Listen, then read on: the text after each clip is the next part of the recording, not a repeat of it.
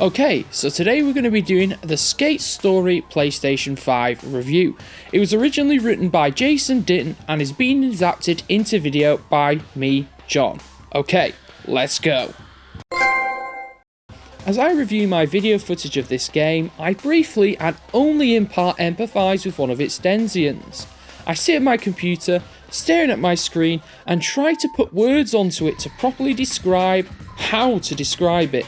Mind you, I'm presumably not in the full circle of the underworld, and I'm fairly certain I'm not an actual pigeon, even as I work at this keyboard with half of its letters blank from overuse. I could be wrong on the underworld thing, mind. I don't have anyone as willing to assist with getting words onto the screen as the referenced pigeon. However, so I'm on my own then. This review covers a fairly short game. If it really catches your fancy, you can finish it in a single day. So I'll try to keep this fairly short and hopefully as sweet as the game in question. Any video here will be from the first few chapters of the game to prevent spoilers where possible. This is Skate Story, published by Devolver Digital and developed by self-taught game developer Sam Eng. You're in for a ride. Skate Story starts on what should probably be slightly worryingly, in immediate retrospect, relatable note. You start tired and hungry and wholly unable to sleep to fix the matter. In a hopefully, at least, slightly less relatable manner, however, this is directly because of the moon itself, as its moonlight makes those under its domain, demons, in this case, unable to. It then cuts to our player character starting at said moon before making a decision and looking to get equipment in order to make that decision feasible. The skater, as the PC will soon be dubbed, is going to eat the moon, and as such, they require transportation. Therefore, skateboard? After a small matter of a 4-page contract and some complications as part of said contract. This launches into the opening tutorial, and the skater gets a flipping cool glass scarf along with the rest of their body. Skate Story keeps it fairly simple, as the rabbit, your main companion for the game, leads you towards your first objective, and you get your first look at how absolutely gorgeous this game can and will be. As the skater follows the rabbit, you get a feel for how the game controls. And how do I put this? It controls the way the game looks, and I can't really put into a manner that makes sense to me. It handles and feels in a way that makes total sense for the setting and concept, and it does so incredibly well. It introduces concepts and how they work throughout the game in a manner that builds solidly and doesn't get overwhelming to anyone unfamiliar. Such as if you were, say, a demon that's made of glass. I'm not wholly confident in their skateboarding abilities just yet.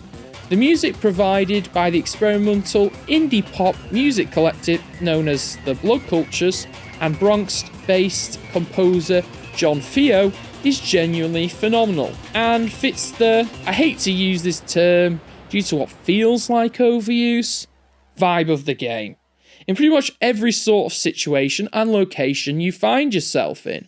It also has reasonable consequences for messing up. Considering the skater's circumstances and where they are, it's also as punishing as you would expect. You also, in most cases, I'm not sure all because I've yet to fail any of the more limiting moments of the game, get as reasonable amount of forgiveness as you can expect. Because the developer understands the difficulties of moving at high speeds on a skateboard when one is made of an easily breakable material, and the satisfaction of doing well with the tools you learn and are given throughout such a situation, or any of the situations that the skater finds themselves starting with, but absolutely not ending with the first skating boss battle against a moon. Yes, the first boss battle against a moon. Therein lies the rub with Skate Story. I want to go into further detail, but this is a similar but somewhat opposite situation as with my previous review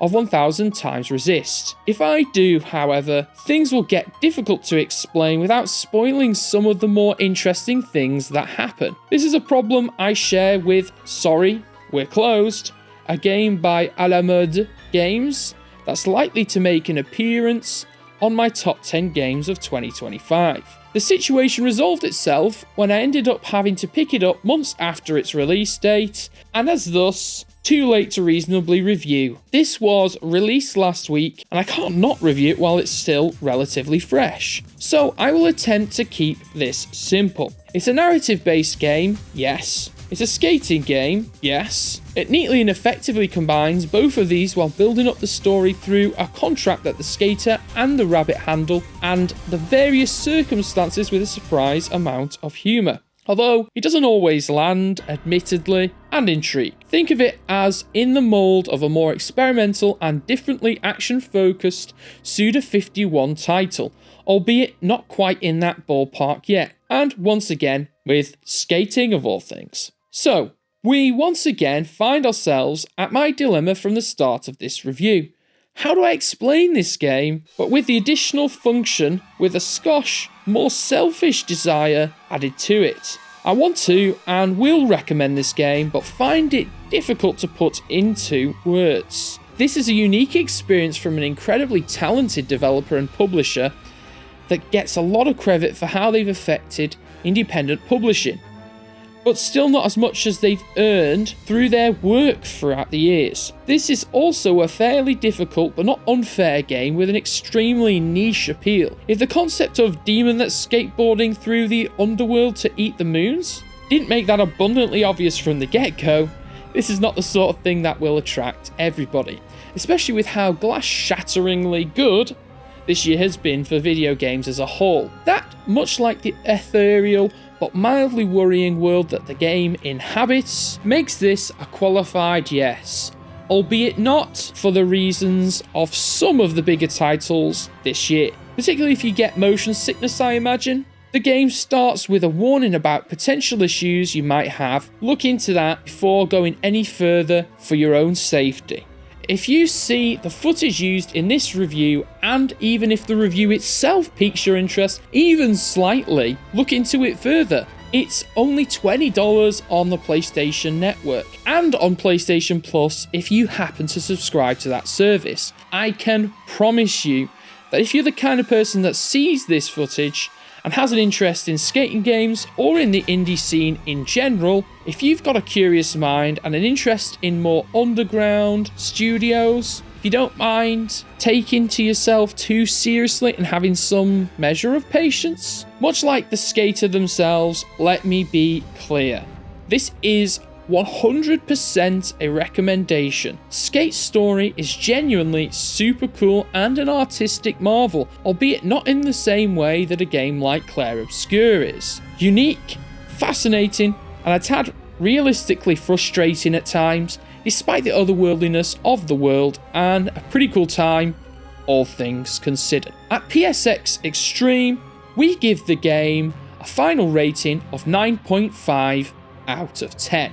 If you would like to see more reviews from the website adapted into video, please like and subscribe, and we hope to catch you on the next one.